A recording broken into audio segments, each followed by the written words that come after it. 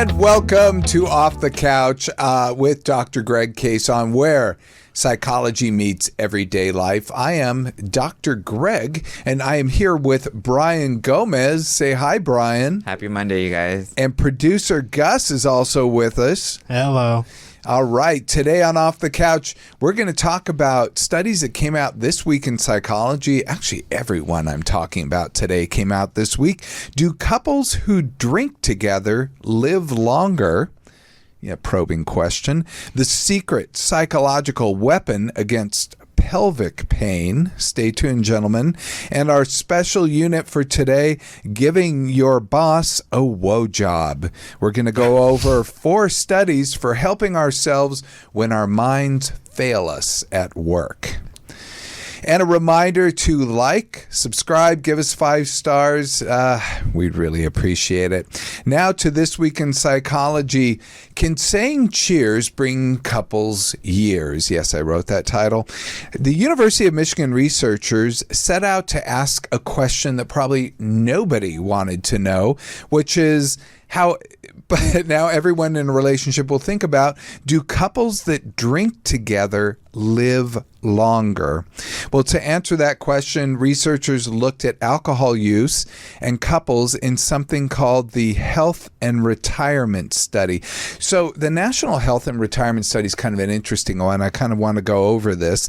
This is a study that's funded by the National Institute on Aging and the Social Security Administration, and it's housed over at the University of Michigan. So it's the Health and Retirement Study. It's a longitudinal study that surveys a representative sample of approximately 20,000 people throughout America. And through its unique and in-depth interviews, the study provides valuable data that researchers can use to address important questions about the challenges and opportunities of aging. What they didn't say, I just grabbed this from their website, but what they didn't say there is that the people in the study are all 50 and over. So I think this is a pretty cool thing that happens, and some amazing stuff has come out of this particular data set.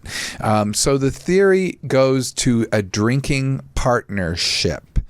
And that is basically, for those of you who are wondering, couples who have similar patterns of alcohol use tend to have better marital outcomes. So if the couples drink alike, they think alike, they mate alike, I don't know. They've found in the past longer marriages with couples who drink alike and less conflict. This is really a contrast. You guys don't know the George and Martha, thing. I'm not even remembering the movie now. I should never start in. You never just a hint. Don't start in with a movie reference that you don't know right off the top of your head. So I apologize. We'll come back to that. It might come to me. That was with Elizabeth Taylor and Richard Chamberlain. Not Richard Chamberlain. Boy, now I'm really falling apart here. Elizabeth Taylor was the one. Okay. But basically looking at the drinking partnership, couples who have similar alcohol patterns tend to have better marital outcomes. And this inspired the study. But a caution, we know that behaviors that are good for your marriage may not be good for your health. How about that? So the Health and Retirement Study looked at these adults 50 and older. It included couples interviewed over 2 years. The participants included 4,656 couples. These were married, cohabitating, different sex couples. Sorry, guys, no gay men, no homos, no same sex. Just different sex couples, as they wanted to get a maximum amount. And participants completed at least 3 waves of health and retirement study from 1996 to 2016. And they also looked at mortality data from 2016. So they looked at who died in, 2016 and, who was around. They found some surprising results. Couples that both drank alcohol in the last 3 months lived longer than either non-drinkers or one that had a drink and the other one didn't. What are your thoughts? What is this? I mean, it's kind of weird. The more you drink, the longer you live. I didn't know that part, but I guess I'll start drinking more. Oh, I don't. I hope No, it doesn't. I'm playing. I hope that isn't the takeaway here. I was completely blown away by this study. That's why I wanted to bring it up and talk about it. And this wasn't. They weren't looking specifically at this result. They were just looking at data that was already collected, and they're looking at, let's look at people's drinking patterns. Do you have any thoughts, Gus? You're smiling. I don't know. I feel like I wouldn't expect that with just alcohol generally. I could understand maybe with wine or something, but maybe it's wine. Maybe they're wine aficionados. That's a good drill down. We've got to do another study to really find out what their alcohol preferences are. I think the problem, there was a weakness with this study. At least I identified one that I thought the drinking was defined broadly. Whether or not someone had a drink in the past 3 months, I mean, I'm not sure if you qualify if you've had one glass of champagne on New Year's Eve and your partner had a 12-pack of beer on a daily basis, but nonetheless, that's what came up. So it may not be the alcohol. Drinking alike may just reflect compatibility, intimacy, and relationship satisfaction. So it's kind of going back that people who are more alike kind of fit together and their patterns start to overflow with each other. So I would not think that you need to pick up alcohol, but really just kind of mirror each other in your behavior, and you're going to probably be the best you can. I'm sure it's a lot of fun too, where it's like, sure. If you're both having a good time drinking, I mean, you're going to have a great time together. It's funny because if your partner doesn't drink and you do, that could leave, there could be some separation there, especially because there's a change in cognition when you drink and a change in behavior. And sometimes people who drink can be a little bit, how do you say it? Annoying. And it's a different lifestyle too when you break it down, where if you're constantly going out and drinking, you're not constantly working out. I mean, it's rare if you can maintain both, the party life and still a healthy lifestyle, but that's, I feel like, where it gets a little bit different. If you're a partier and if one drinks and one doesn't, where your lives are a little different in that sense. These are oldsters. These are, the 50 and up bunch, of which I am one. And I will tell you that there are very few partiers in the bunch. Maybe they go to Vegas. They go on those party buses to Vegas, and who knows what happens. I hear older people go on cruises. The older people, what? Older people go on cruises, I'm partying. Just kidding. I don't know that anyway. Yeah, no, I'm not the party type. I certainly do enjoy a margarita or three, but. Okay, let's go on to the next study. The secret psychological weapon against pelvic pain. Pelvic pain. But you know what? This is not really a thing with most guys. This is actually a thing more with women, because specifically I'm going to talk about endometriosis pain. Endometriosis, this is a chronic gynecological condition. It's actually a really big problem. 10% of people or 10% of women, people born female when they're a baby, to go on to develop this condition. This study is a New Zealand study, but the New Zealand estimates and the World Health Organization estimates were both 10%, which to me is an astounding number, especially given how problematic endometriosis pain is. It's the result of tissue that's similar to the lining of the uterus, or the endometrium, being found in places outside of the uterus. So the common symptoms, why this is even a problem, do you guys know people who've complained about this? No. Oh, okay. Well, this is all new to me. I know people actually, that this directly affects, and it's actually a rather problematic thing. It can cause painful periods, chronic pelvic pain, painful intercourse, abnormal bleeding, bowel and bladder problems, fatigue, and infertility, and there is no known cure. So this is a rough condition. And this is one of these studies that is done. It's another doctoral dissertation. I have to say it's very exciting to see such a thing. This was out of the University of Canterbury in New Zealand, and they surveyed 603 people with endometriosis, and they asked them about their experiences living with it. This study was published in the journal Psychology and Health. Now, the results, the study participants' quality of life was found to be significantly impaired overall. So women who had endometriosis really did suffer overall. But women who had higher levels of higher levels of self-compassion perceived their symptoms to be less severe and thus provided less impairment in the quality of life. Does this sound familiar?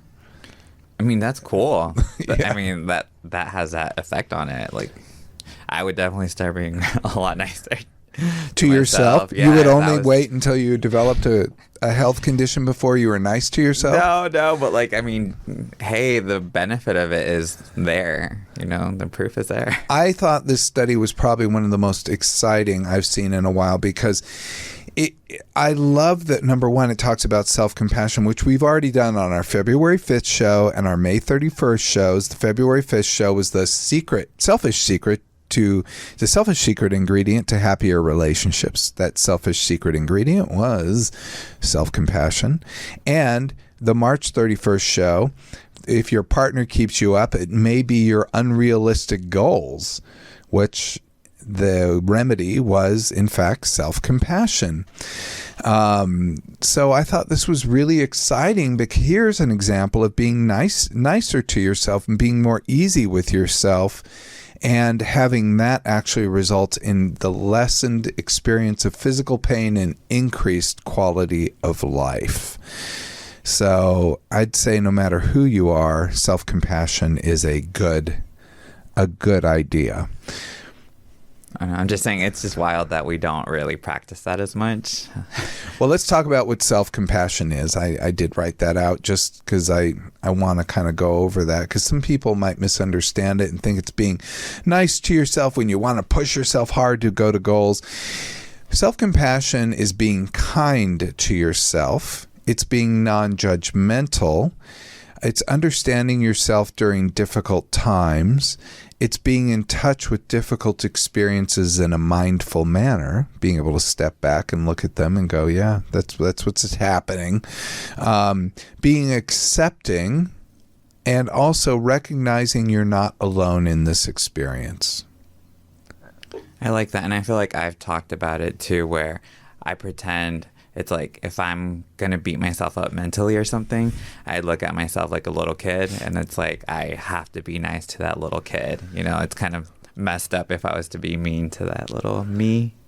So that's how I practice it pretty much. That's a good way to do it. It's like, that's mean. Like, you wouldn't be mean to a child. So why? So I look at myself as a child in that sense. You haven't met my parents, have you? No, apologies to Mom. Anyway, let's go on. Let's move on. But yes, being self-compassionate is a good idea. Now we're going to talk about work, giving your boss a woe job. I'm going to go over these 4 studies that I thought were really interesting that really help our work lives. The first is boredom. Do you guys ever feel bored at work? Do you feel bored, Gus? Are you bored over there? No, I'm having a good time. Oh, well, that's good. What about you, Brian? I'm enjoying it. You're enjoying it now, but do you feel bored sometimes at work? Oh, yeah, and I have another job, so that job gets boring sometimes. Boredom is more common at work than in any other setting. We tend to be more bored. Employees are bored at work more than 10 hours a week on average, a fun fact for you. Even high-stress professions like astronauts, ballerinas, police officers, even therapists get bored on their job, and no one is immune. And boredom serves a purpose. What do you think that purpose is?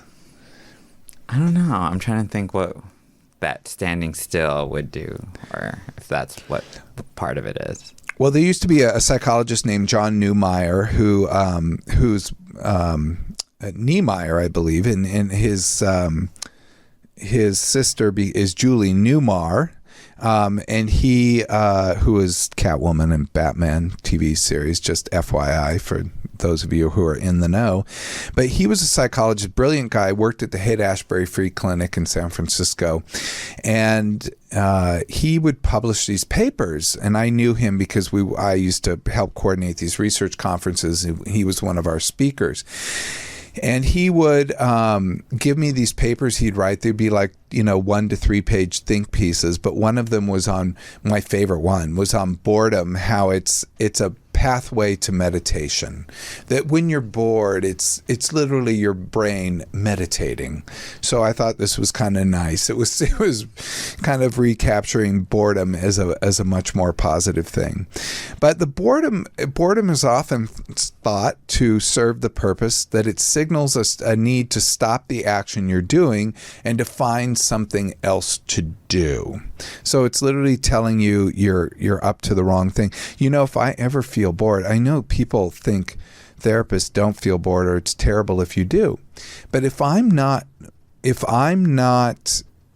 connecting with the person in front of me in therapy, I know that there's a problem. The problem could be with me, but also could be with the client. And what I try to do is to really push to understand more what's going on, because in boredom, we're disconnected from the person in front of us, or we're disconnected from the environment that we're in.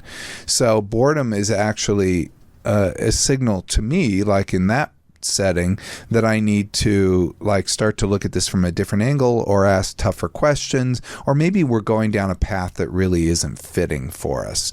So boredom can be helpful because it's something you only have for a few seconds and then you take a different tack. But we tend to think of boredom as a nuisance emotion. Like the strong-willed employee believes that they should subdue it for the sake of productivity. And admittedly, I've done this with when I'm writing or when I'm working on a project solo and I start to get bored, I will push it and push it and push it. Do you guys do this, or do you just let your mind wander? I doodle. If I get bored, I know. Doodle? Because I need to stay awake with certain meetings sometimes, where I'll draw on my notepad and so I can still listen without drifting away completely. That's what works for me, though. What do you do, Gus, when you're bored? It's kind of bad, but I just scroll through my phone aimlessly. Yeah, that can be. Yeah, the phone can be a problematic one in that regard. It can teach you to pay less attention, but. Yes, we do things to try to help ourselves in those. I'm the power through person, and the power through person, by the way, is the problem. So the power through person is not handling it well. Apparently, I found out with this research after all my years of doing my stuff. So I was a little bit concerned about this. So the study was University of Notre Dame. Notre Dame, I'm sorry, I said it like it was French. No, we say Notre Dame here, along with the University of North Carolina and Florida International University, all teamed up, and they conducted 3 studies. One was with dual career families, and they looked at, with these dual career families, they looked at boredom, attention, and productivity over time in their jobs. And then they looked at a wider group of people, or 2 different studies, focusing on how meaningful work tasks help to mitigate boredom's prolonged effects. So they not only were looking at how boredom affects people, they're looking at what to do, how can you fix this boredom thing? And they published this in one of the very best journals in psychology, which is the Journal of Applied Psychology. And they identified the whack-a-mole model of boredom. Do you guys ever play whack-a-mole? So whack-a-mole is we used to do this as kids. It was amazing. You'd have this mallet and you'd have all these little moles that would pop their heads up, and you had to hit their heads. Every time the mole stuck its head up out of a hole, you would hit it and you would get points. It was very satisfying game. But when we downplay boredom on one task and that can result in attention and productivity deficits that bubble up during later tasks. So if I'm pushing down my boredom when I'm working on something, it'll pop up somewhere else. So that is the power through model. I'm playing whack-a-mole and actually just pushing it down, and my boredom is down there bubbling up. Trying to suppress boredom can make it linger longer. So the solution the authors proposed, and they actually were able to demonstrate this, was to mix your boring tasks with meaningful tasks. So gentlemen, get off the phone and the sketch pad. Actually, when you're bored, try to do something that has more meaning at your work. Do you guys know what those tasks might be? It might be, business development, or reading something that you find really fascinating, or talking to somebody, or watching a video of some educational thing. I don't know. But try to do something meaningful as opposed to just pushing the boredom away or distracting yourself. I'm going to try to find something meaningful to focus on. I sense the sarcasm. So that means that the meaningful may not be easy to find, but it would be good to identify and to organize your day accordingly, and to do things to try to help yourself manage the boredom. Because when you have to do boring things, you could do meaningful things too, and try to intersperse it. Like my most boring thing is doing anything regarding like billing and finances, and it's just all that stuff. Or I don't know. Anyway, so next work study. Can being too enthusiastic have its downsides? We all know this person at work, the person who is thrilled to be there, excited. They love their job. So what do you guys love your job? Do you love your job, Gus? You kind of have to say yes, don't you? Do you have to say yes? Not necessarily, but yes, I do. You do? I mean, it's an internship opportunity, so I'm very much doing something that I'm looking to potentially do longer term. All right. So, yeah. Okay. So Gus is here. Is an internship opportunity. He's visiting us from New York City, and he is doing the engineering, and so he is like doing it. So this is someone who is enthusiastic, but I haven't heard Gus be this person we're about to talk about. You'll see what I mean. How about you, Brian? Are you that enthusiastic person at work? Yeah, I never thought so. Okay, no, I think compared to everybody else in the office, yes. In that sense, where I'm like, come on, we got to get stuff done, and like I want to get it done now. I watched Office Space, probably one of the best movies in the world last night. I mean, maybe one of the best cult movies. It's about work life, and I don't think any movie captures work life, at least of that era, so well as that movie. It's such a good one. But if you haven't seen it, it's a comedy, and it's definitely worth a watch. How much do you love your job? If you're profoundly passionate, these are the people who live to work. These are the people who are internally motivated. This is Gus. And to confess, I mean, in this work I do with psychology, this is me. But boy, I've been that other employee. This is the person who works to live, where their personal life takes the lead, where they're just doing it for money. They're just doing it to get by. This is the person who is externally motivated.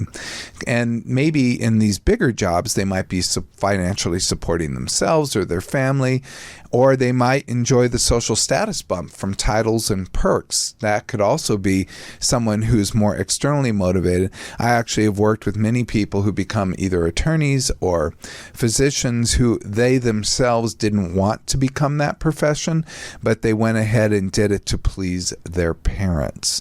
And so they sometimes feel a little bit caught. And so they will often be that work to live, like they're in this job that can provide them with a lot of financial compensation, good respect, etc., but they don't love it as much as some other people in the profession. Okay, so which is better? Do you guys know what one would be better? Which one's more productive? I feel like the one that you love, you pour your passion into it. You think that. Well, both can be highly productive. That's kind of interesting to me, that both can get the work done. But intrinsically motivated workers, they can kind of float on it much better. And we could talk about why being intrinsically motivated really is preferable. But I think it's preferable primarily for the worker, because makes work enjoyable for them. They don't feel tortured through the day. They're actually trying to achieve things, and they're very interested in them. So intrinsically motivated workers, though, their biggest problem is they alienate colleagues who work for external rewards. People who are intrinsically motivated often turn their backs on people who are extrinsically motivated. So people who love the job might turn their backs on people who are just there to collect a paycheck. According to a study from the Colorado University, Denver's business school, also University of Michigan and Harvard Business School. So they teamed up to do this study. They found profound consequences. So according to the article published in Academy of Management Journal, in an Academy of Management Journal, which is published by the Harvard Business School, judging extrinsically motivated employees as less worthy, those are the people who are just working for a paycheck, judging them as less worthy can have severe consequences in the work environment. It can cause retention problems and organizational performance problems. So people who are like driven because they love their job, turning their back on the people who are just there to collect a paycheck, they can be the ones that cause the problems in the workplace, because they're often kind of clicking up together. They love to help each other, and they might not always help the people who are there just to collect a paycheck. So the employees who love their work prioritize helping their more passionate employee colleagues, whom they consider morally superior. I have to confess, I've been this person. No, seriously. No, I get it. I feel like I have too, in that sense, because sometimes the people that are there just for the paycheck aren't doing the best job. That's true. So that's true. But I think what I've been is I get really, not turned on, but I get really I love people who love what they do. And let's say I've taught in a lot of residencies, psychiatry just UCLA, but I've also supervised in other settings. And the people who really love the field, I love to spend time with them and talk with them and get to know them. And then there are the people that are there going through school because it was a good idea about their family, or they wanted the degree, they wanted to be called doctor or whatever. And those people I don't know that I've been as helpful with. And I look back on my own behavior, and I have to recognize the problem. So I don't think it was profound. I don't know if anyone would have noticed, judging from the outside, but I remember being not negative toward the people who were just sort of there, but so excited about the people who loved being there. I wanted to spend time with them. So they surveyed over 1,000 participants. They primarily looked at one Latin American financial institution. So they were able to just get a bunch of data from this. And then they did 3 general online surveys of various industries. And they found that those extrinsic people, the paycheck people, they received less help from the more passionate employees, making it more difficult for them to advance and excluded from important projects. But being passionate also has a real problem for people who are passionate. There is a thing called passion exploitation. Employers know that people with strong passion are willing to take lower salaries, go on tougher assignments, and because the belief of working should be the reward. So people in nonprofits, education, arts, I think on-air opportunities, fashion. Oh yeah, we can go down. There are lots of ones where they just take advantage of people's passion. So I have some advice. If you're passionate, tone down the passion for the salary negotiation. So just be there to ask, just be there, be a little more cool during the salary negotiation. Also include people who are less passionate than you are. Do not leave them out and support them. And get off your moral high horse. You had the privilege of finding your passion. Work will be easier for you. So you've got that in your favor. Next one, keeping mental distractions at bay while working at home. Let's see if we can go through this. Researchers from the University of Michigan, you notice a theme here. We got a lot of University of Michigan coming. And Google, this is a University of Michigan, Google teamed up to see how one can keep focus and normal life distractions at bay while working at home. So apparently about 1/3 of people like to work at home, although we talked to a researcher a couple of weekends ago. She told me that, she goes, actually 95% of people said they want to work at home. And I was floored by that. I don't see how that's even possible. I'm not one of those people. I can't imagine myself being that unique. But I do imagine that 1/3 of people preferring to work at home, that makes perfect sense. I think a lot of people like it better. The Google employee who was part of this study was also a psychology doctoral graduate student at the University of Michigan. So he went on to work at Google, but he still wanted to do this study, which I thought was pretty cool. In the study, researchers analyzed data from more than 2,500 people, and they described their physical and psychological happenings at work, things like job demands, resources, problems with their spouse and partner, problems with their kids, and they looked at the last 12 months. And this study, by the way, was published in Community Work and Family Journal. And they were looking at, basically looking at people's work life, their personal life, and then they're saying, what is the thing that can help them focus at home? Well, they went for something called working memory. You guys know what working memory is? Probably not. So working memory, do you guys know what random access memory is in a computer? No? Oh my God, you guys. You know when you go to buy a computer and you're like, well, you got RAM. It's called RAM. I've heard of RAM. RAM. And they're like, do you want 16 megabytes? Or if you're doing a lot of graphics work, you're going to want 32. But if you're really like a power user, you're going to want 64, but it's going to cost you a mint. So that is RAM. RAM is literally like there's the hard drive on the computer where you're storing everything. And then there's RAM. RAM is what we call working memory. It's the random access memory. It basically goes from the hard drive of the computer. And when you're calling up some kind of thing, you say, oh, I'm going to open this program. It literally puts the program into the working memory, and then it puts your data into the working memory, and you put documents over there. So everything's really easy to work with, and you can grab stuff and the data's coming out and the program's working, etc.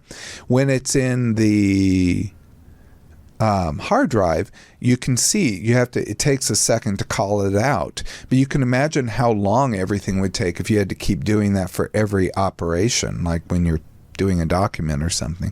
So this working memory really helps the computer to perform much, much faster than it would if it didn't have it. And it's the same with humans. Working memory is this thing it's the thing we're always manipulating data in our head. It's what we're currently thinking about. Even though we have all these memories. I mean, you remember you went to Taco Bell and then you got diarrhea that night? That just came into your head now because I brought it up. But it probably wasn't there before. I'm sure that was a terrible example, but there you go. So they were looking at how working memory relates to both family life and job performance. So working memory, I wrote out what it is here. I was explaining, needed to keep track of the thoughts one should remain focused on. So it's required to ensure our distractions don't improve. When we have working memory going and we can manipulate and focus on what's in our heads, we're not as drawn to what's going on out here on the sides of us.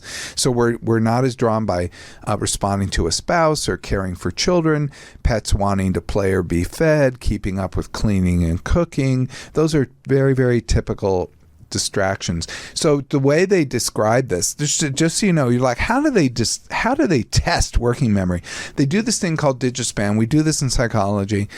They will like go, okay, I'm going to give you a string of numbers, and then you repeat them backwards to me. So you literally have to manipulate it into your head. So if I said to you 1, 2, you would say to me 2, 1. 2, 1. Good. If I said 1, 2, 3, 4, 5, 6, 7, 8, you would tell me what? 7, 6, 5, 4, 3, 2, 1. Good, but you left out the 8. I did. Dang. But except it's harder. They manipulate the numbers. So I'm like 3, 2, 8, 1, 4, 1, 3, and you're like, what? And then you have to like hold that number in your head and then go backwards through that number, and that literally is your working memory hard at work. So people who reported more, but this is background information, people who reported more family problems during the last year reported that they felt their jobs were more demanding. So they're like, these people have higher jobs and it's more demanding. Does their working memory play a role? So the individuals with lower working memory problems were in fact found through this study to have increased work demand.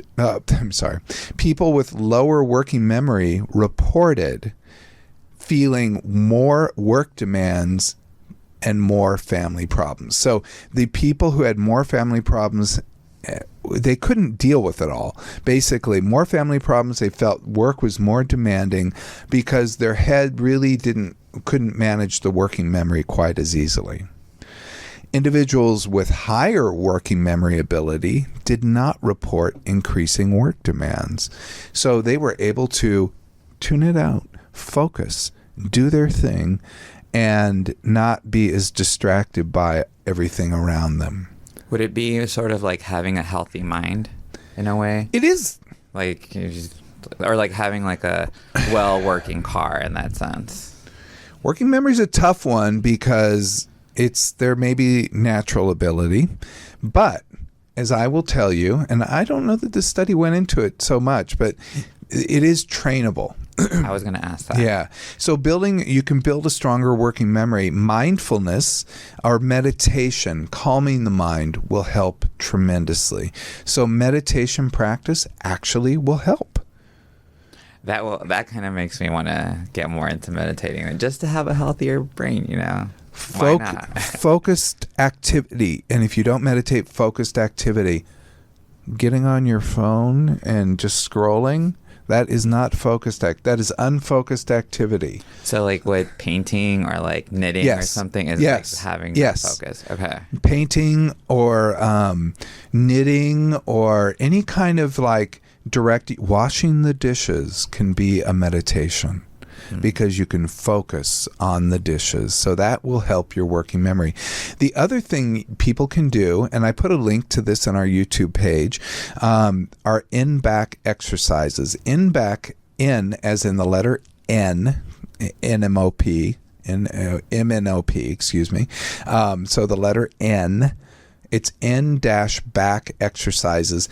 Those train the mind to focus. And actually, there's been shown to help people with ADD or the attention deficit disorder. Because what it trains the mind to do is to start to focus, pay attention, and to pay attention to problems. And these exercises they're easy. The first one's easy, and then it gets really tough really fast.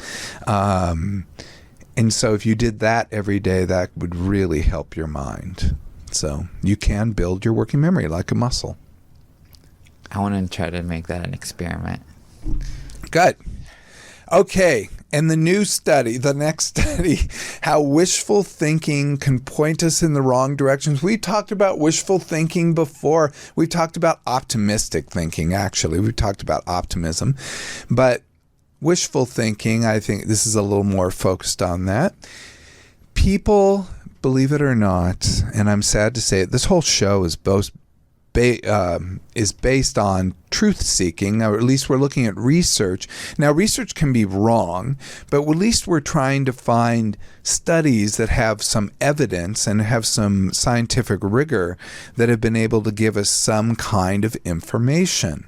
And then that information, hopefully that'll add to your life and will improve your life, because this isn't based on just what somebody thought. This is based on what scientists have gotten together and kind of put together. That's why I think this stuff is so exciting and needs to be shared with more people. So people aren't just truth seekers, although that's what I would appreciate. We'll look at Princess Kate. Like, look what happened there. People were so bizarre with that. And they weren't looking for the truth seeker. They were doing conspiracy theories around it, That just was distasteful after everyone found out that she was dealing with a very real health condition that she wasn't ready to go public with yet. And the public was like hounding, like they were trying to put missing reports out for her or something, but they just wanted her. Yeah, it was sad because to be forced into that, it's kind of messed up. I thought so too. I was totally blown by the situation as it was going on, and then once the information came out, everyone went silent. And you're just like, I would hope that all those people who did those videos all went on and did huge apology videos, but I kind of doubt that was the case. They just deleted.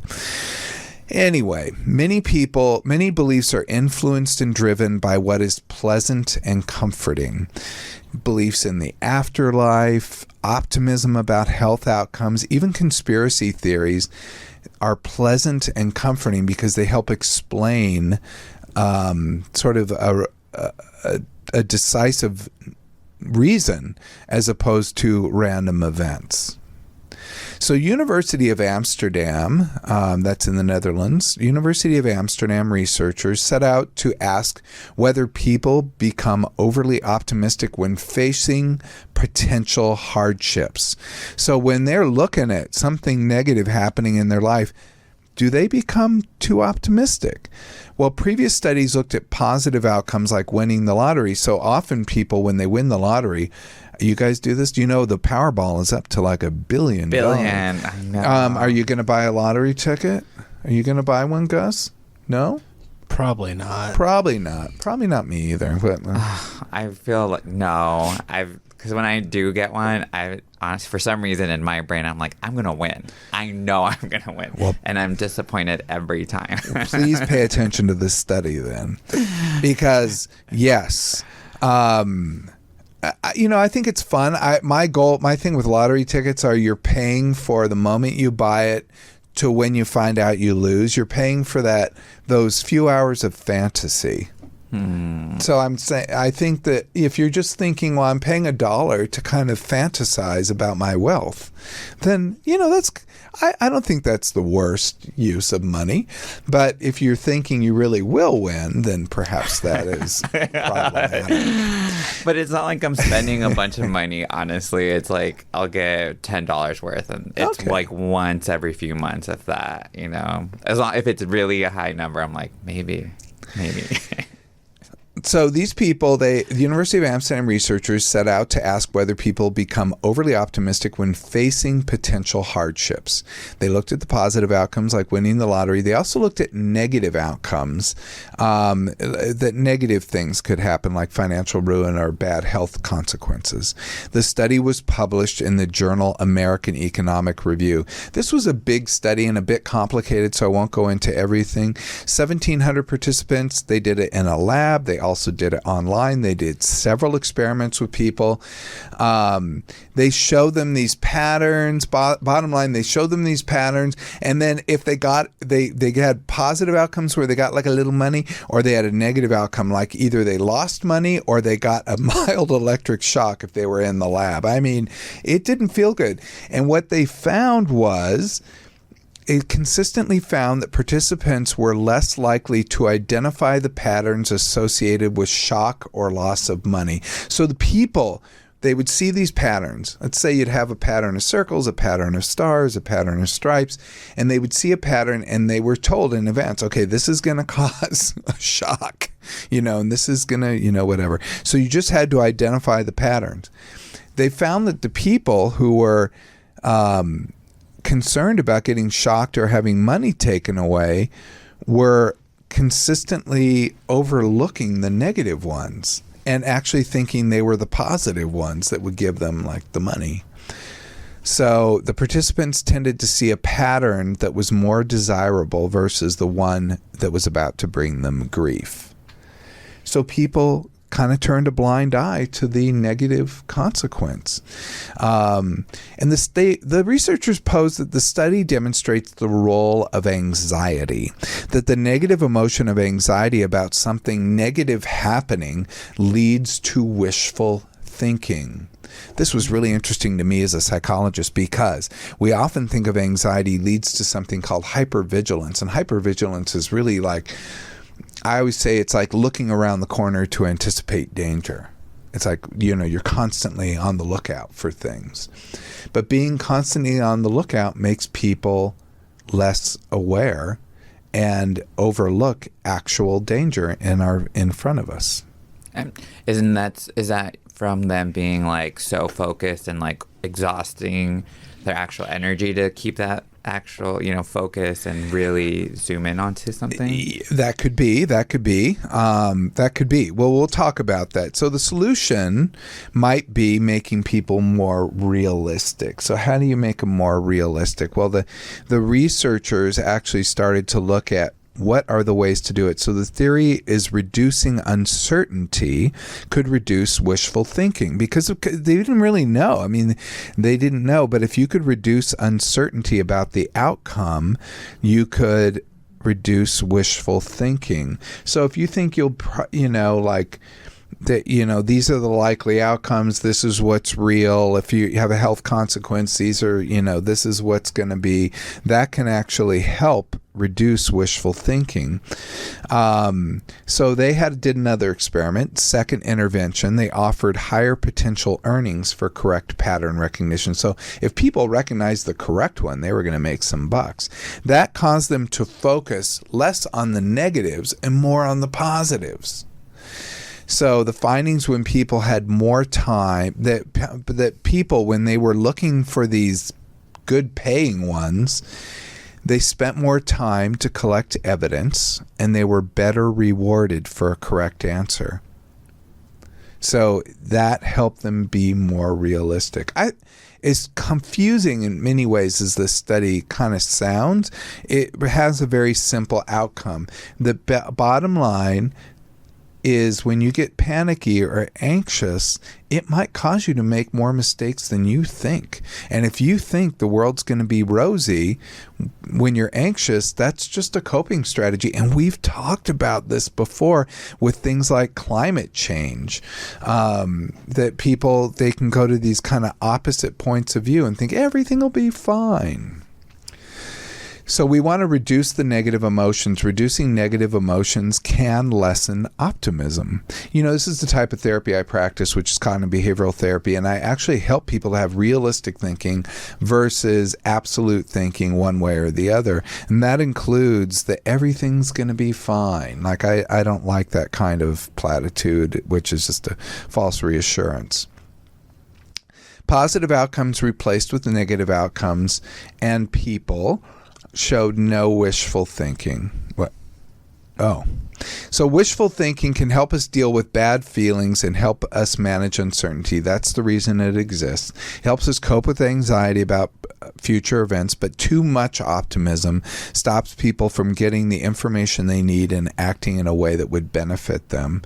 So examples, things like too much to climate change, I said financial markets, meme stocks and crypto, personal checkups or personal health, like people will avoid checkups thinking everything's fine, I'm okay.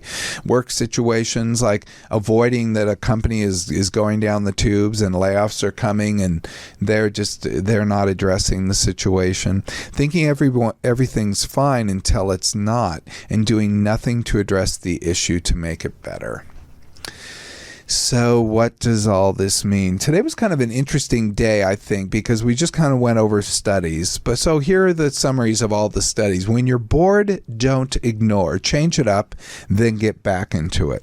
If you're an enthusiastic employee, be kind to others, even those who don't share your passion, and don't let your boss take advantage of you. If you work at home, focus to reduce stress. If you find yourself engaging in wishful thinking, slow down and focus on positive outcomes. Interesting. And no matter what, engage in self-compassion to feel better. And after a long day at work, go home, raise a glass with your spouse, and things will be better and you'll live longer.